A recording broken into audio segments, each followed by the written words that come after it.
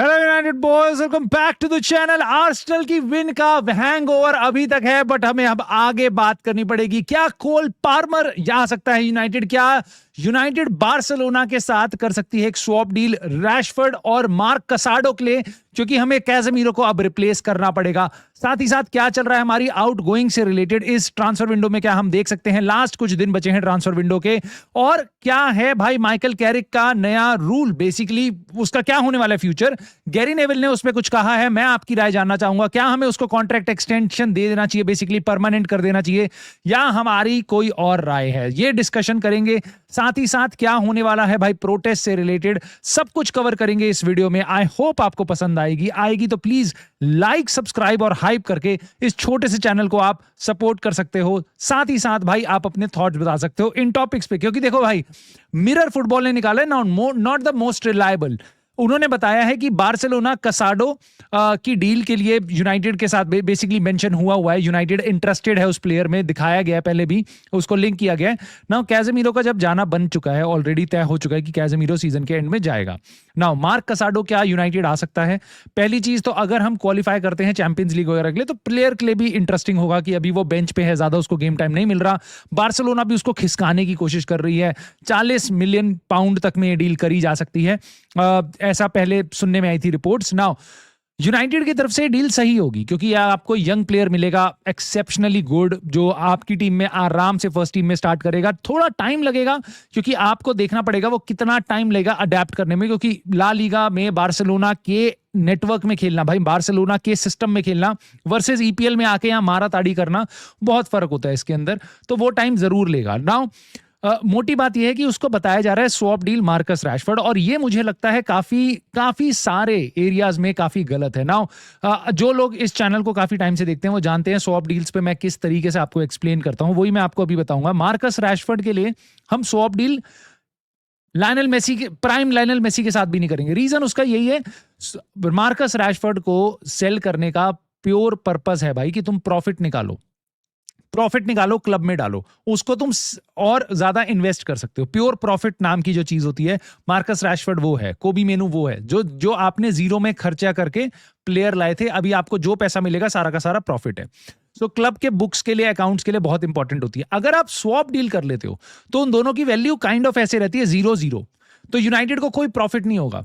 हाँ, आपको प्लेयर मिल जाएगा बिना खर्चा करे, बट आपको प्रॉफिट नहीं होगा उस साल, which is not good accounts के टर्म पे। लॉजिकली नॉर्मल लेडमैन टर्म्स में सुन के लगता है भाई इससे फर्क ही क्या पड़ता है, बट नहीं, लेकिन अकाउंट्स की दुनिया में इससे बहुत फर्क पड़ता है। सो यूनाइटेड ये स्वैप डील तो कभी नहीं करेगी। ऐसा हो सकता है कि यूनाइटेड उनको बोलेगी भाई 26 मिलियन पाउंड में रैशफोर्ड रख लो, हम आपका प्लेयर लेंगे, 40 मिलियन पाउंड दे देंगे आपको।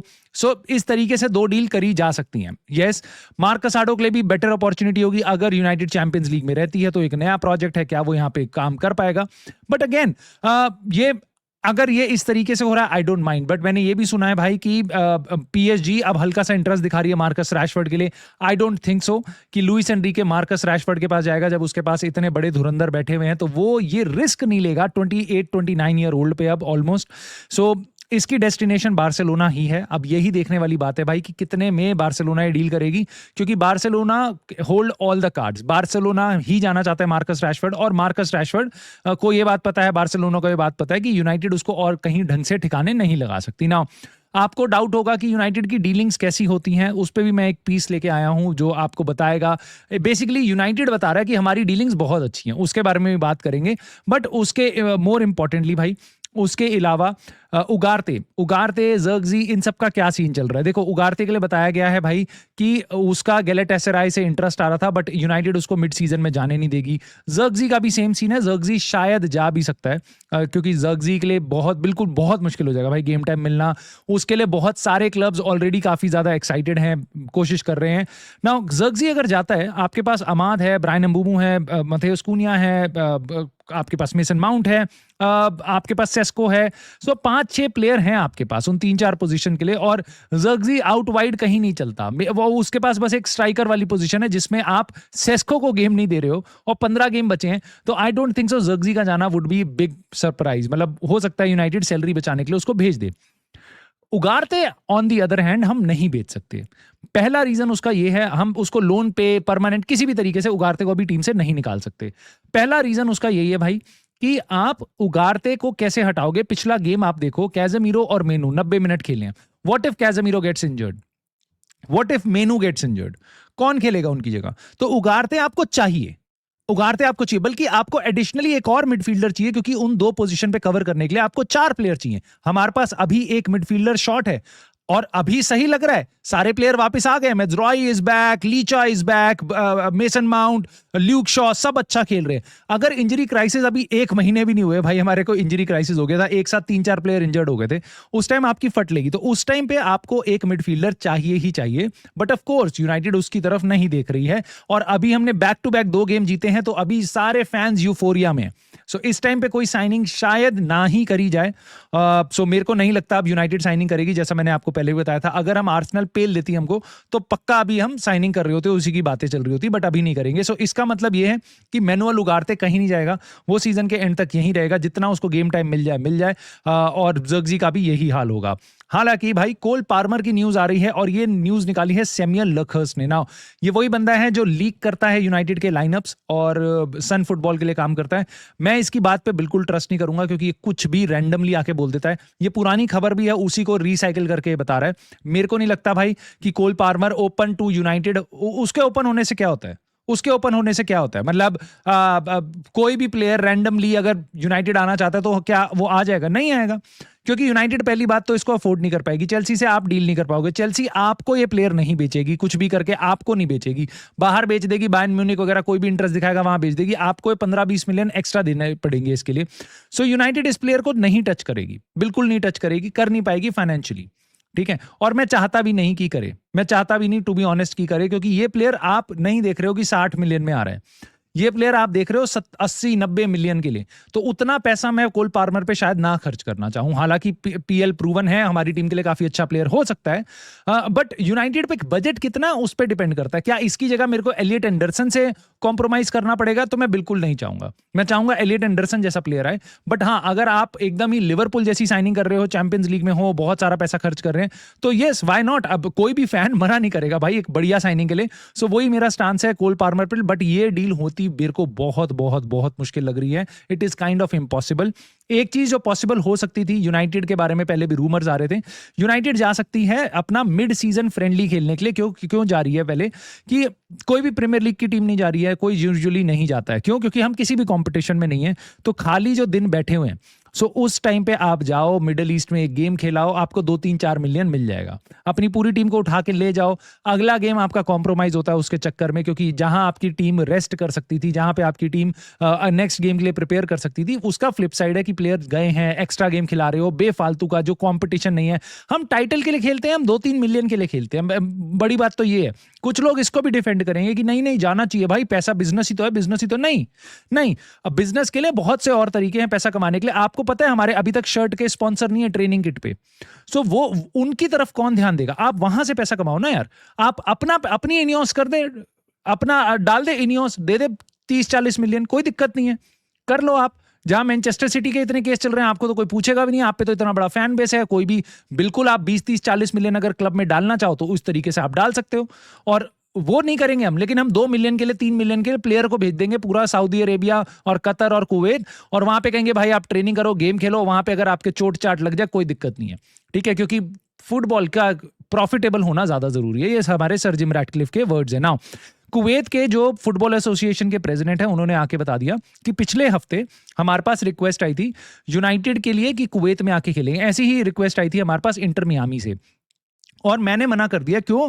क्योंकि 12 फरवरी वाले हफ्ते में ये खेलना चाह रहे हैं, उस वीक के बीच में हमारा कोई गेम नहीं है, सो उस टाइम पे वो खेलना चाह रहे हैं, बट हम नहीं कर सकते इतने 2 हफ्ते के शॉर्ट टाइम पे ये organise, which makes so sense.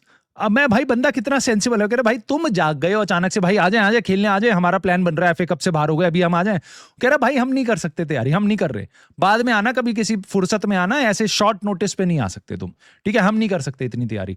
तो बिल्कुल सही बात है, उसने रिफ्यूज कर दिया। बट मोटी बात यह है भाई, यूनाइटेड यही हरकत करना चाह रही है, यही कर रही।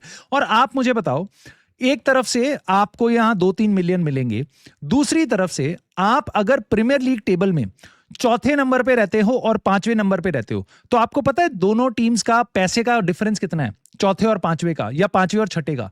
ऑलमोस्ट 3 मिलियन के आसपास आपको पे आउट ज्यादा मिलता है। जो टीम एक नंबर पे होगी उसको ज्यादा पे आउट मिलेगा, दूसरी टीम को 3 मिलियन कम मिलेगा, तीसरी टीम को और 3 मिलियन कम मिलेगा।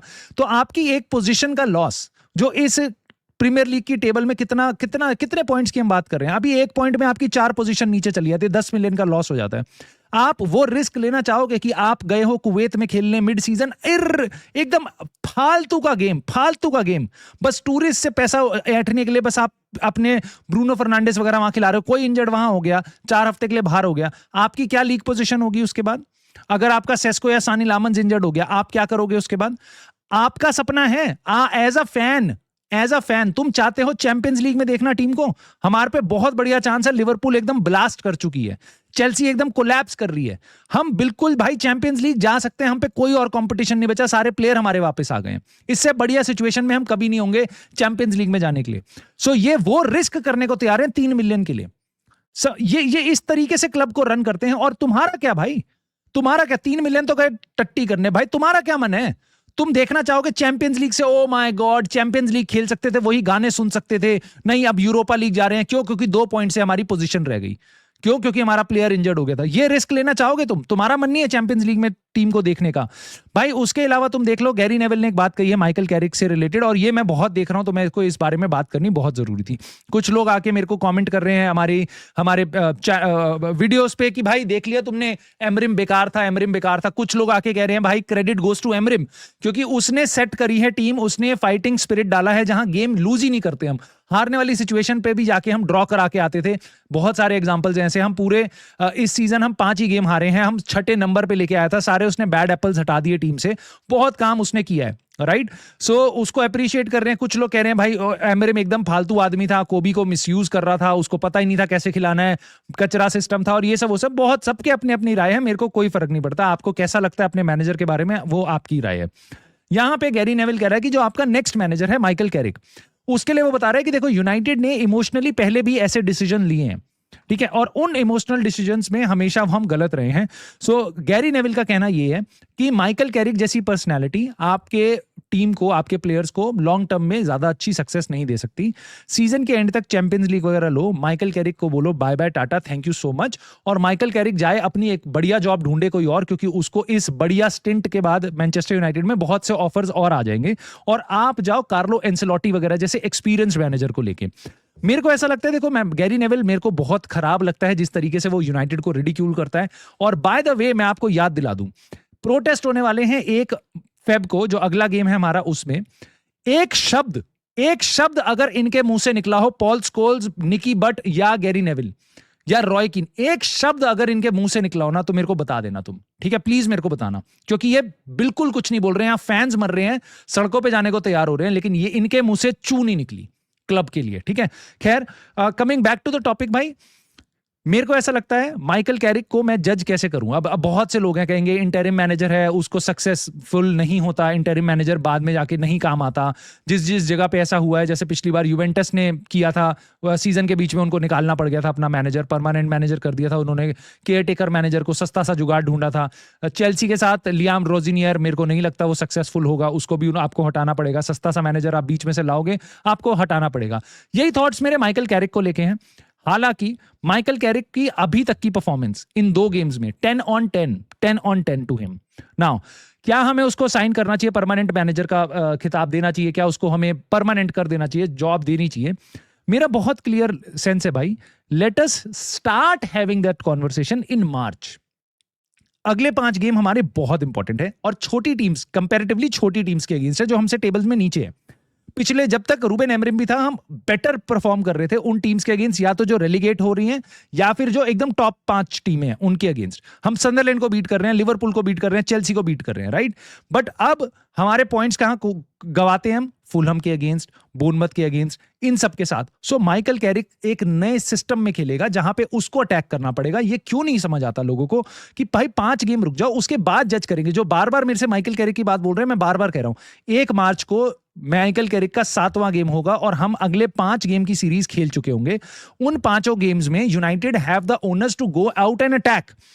1 मार्च को बैठ के हम बात कर लेंगे। न्यूकासल का गेम है 7 मार्च के आसपास, उससे पहले जाके हम बात कर लेंगे 5 गेम के बाद कि माइकल कैरिक कैसा है। उतनी तो पेशेंस रख लो भाई, उतनी पेशेंस रख लो प्लीज, इमोशनल मत बनो। माइकल आपकी गैरी नेवल की इस बात से मैं एग्री करता हूं, इमोशनल डिसीजन नहीं होना चाहिए। और बाद में सीजन के एंड में क्या होगा, आई डोंट भाई, अगर वो बहुत ही सॉलिड कर रहा है maybe take a chance, क्योंकि कोई गारंटी नहीं है टॉमस ट्यूकल आके बर्बाद हो जाए। हमने बढ़िया बढ़िया मैनेजर आए हैं और हमारे एकदम ध्वस्त हो गए हैं भाई। तुम यूरोप का सबसे बढ़िया मैनेजर उस टाइम पे एक होता था एरिक टेन हाग, वो आया है और उसको हमने हटाया है। उसके बाद उसके अलावा कोई एक मैनेजर था जो सबसे ज्यादा चमक रहा था पूरे यूरोप में, सिटी वगैरह सब जा रहे थे, लिवरपूल चाहती थी उसको, रूबेन एमरिम, वो तुम्हारे सामने अभी अभी गया है। ठीक है, सो कोई गारंटी नहीं है कि कार्लो एंसेलोटी और टॉमस ट्यूकल वगैरह ना चलें। सो अगर माइकल कैरिक बहुत अच्छा कर रहा है सीजन के एंड तक, उसके बाद डिसाइड कर लेंगे। अभी इतनी उतावलापन क्यों है, अभी ये हड़बड़ी क्यों है कि नहीं मुझे आज ही बुकिंग करनी है, मुझे आज ही गोवा जाना है। भाई रुक जाओ भाई, दोस्तों से मिल लो, प्लान बना लो, उसके बाद गोवा की टिकट कराना। अभी पहले जाके एयर टिकट बुक मत करा लो, पता चले तुम्हारे दोस्त ही नहीं आ रहे। ठीक है, तो इतनी उत्सुकता मत रखो, थोड़ा सा संयम रखना चाहिए यूनाइटेड फैंस को थोड़ा सा। अब प्रोटेस्ट की बात बताने से पहले भाई, ये सेकंड लास्ट न्यूज में तुम्हारे सामने ला रहा हूं। एरिक टेन हाग के बारे में कुछ बताया है इन्होंने, रूबेन एमरिम के बारे में बताया, और मैं तुम्हें बता रहा हूं, जैसे पिछले कुछ टाइम से देख चुके हो तुम कि यूनाइटेड में अब क्या चेंजेस आ गए हैं, सब हंस रहे हैं, सब खेल रहे हैं, कूद रहे हैं।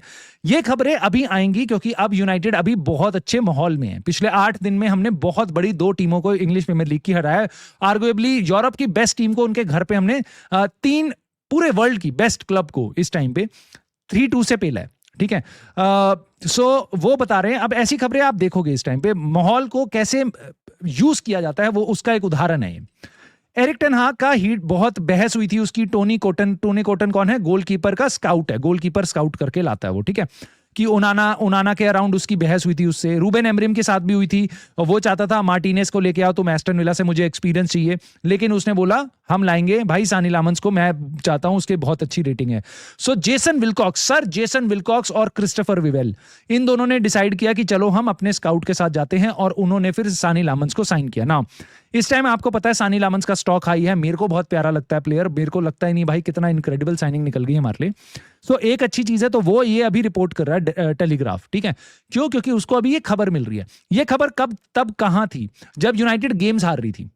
जब यूनाइटेड गेम्स हारी थी सीजन की शुरुआत में, तब ये कहां थी, तब चलो सानी लामन साइन नहीं हुआ। उसके बाद जब हम गेम हारे, एस्टन विला से हारे, तब तो ये खबर नहीं आई कि उनकी टीम में एमी मार्टिनेज है, हमारी टीम में सानी लामन है, हम हार गए, तब तो ये खबर नहीं निकली, क्योंकि उस टाइम आप किसको क्वेश्चन करते, जेसन विल्कॉक्स और इनको। ठीक है, चलो उसको भी हटाए थे। आज ये खबर वो वाली कहां जा रही है, जेसन विल्कॉक्स और ओमार बराडा और क्रिस्टोफर विवेल को उगारते की साइनिंग से क्यों नहीं कंपेयर किया जाता, और जर्गजी की साइनिंग से क्यों नहीं किया जाता, उनका नाम क्यों नहीं आता। डिएगो लियोन को लेके आए थे, और वो कौन था, मिडफील्डर लेके आया था 17 साल का अफ्रीका से, कि भाई ये तो नेक्स्ट कैजेमीरो को रिप्लेस ही कर देगा अगले साल आते आते।